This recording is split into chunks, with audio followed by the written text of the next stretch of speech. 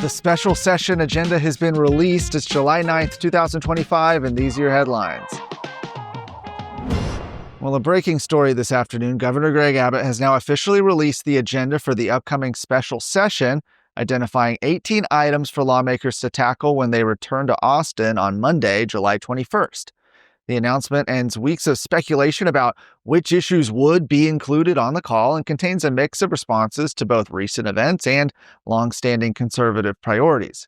Included in the call are several flood-related items aimed at improving early warning systems, emergency communications, and local relief funding.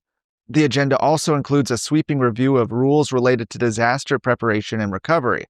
Abbott is also calling for legislation to eliminate the STAR test, cut property taxes, and overhaul regulations on THC products. That's an issue that's divided state leadership since the governor vetoed a proposed ban last month. Instead of an outright ban, the governor's asking for new restrictions on potency and synthetic compounds without, quote, banning a lawful agricultural commodity.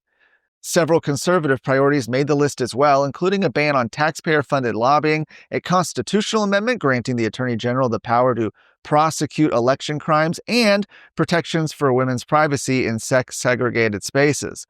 Legislation to further protect unborn children by strengthening the state's ban on abortion-inducing drugs also made the cut. Other agenda items include measures to protect victims of human trafficking from criminal liability, protections for law enforcement personnel files, and action on title theft and deed fraud. Abbott also called for legislation addressing judicial department operations and incentives for water conservation in building projects.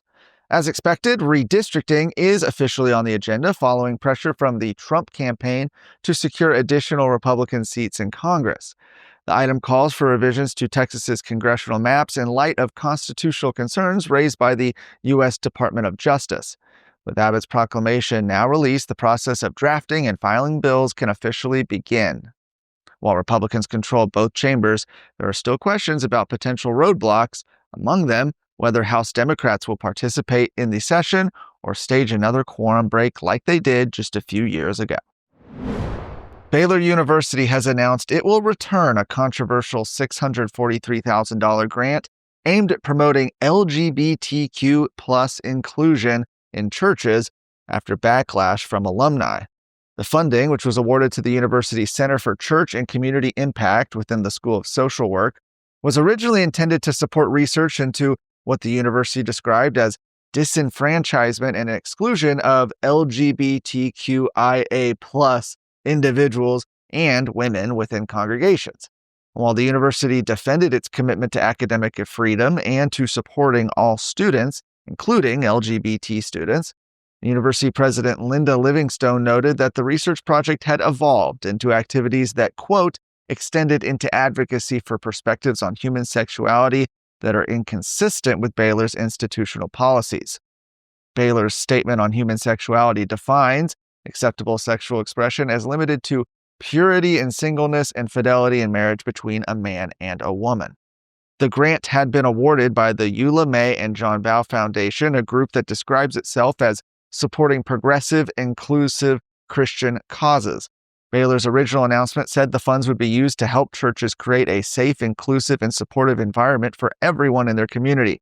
In the statement released today, Dr. Livingstone acknowledged that the situation had caused concern and confusion for many within the Baylor family and said the university would seek to ensure future research projects align with Baylor's Christian mission and institutional processes. Are you worried about your kid's future? You should be. I'm Charles Blaine with Texas Tomorrow. This is a show where we're going to talk about the issues and the people that are pushing the policies that concern your family, your home, and your kids. Catch Texas Tomorrow every Thursday.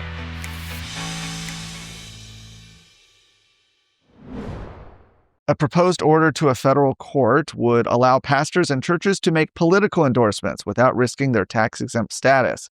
This news comes after the IRS and its commissioner, Billy Long, worked with plaintiffs to jointly move the court to enter a consent judgment, a legally binding settlement agreement in a lawsuit.